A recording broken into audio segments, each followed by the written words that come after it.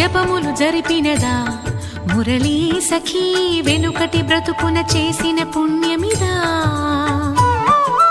తనువును నిలువున తొలిచిన గాయములే తన జన్మకి తరగని వరముల సిరులని తలచినదా కృష్ణ నిన్ను చేరింది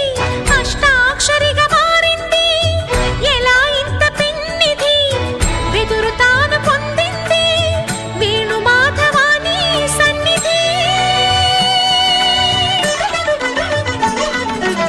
ఈ శ్వాసలో చేరితే గాలి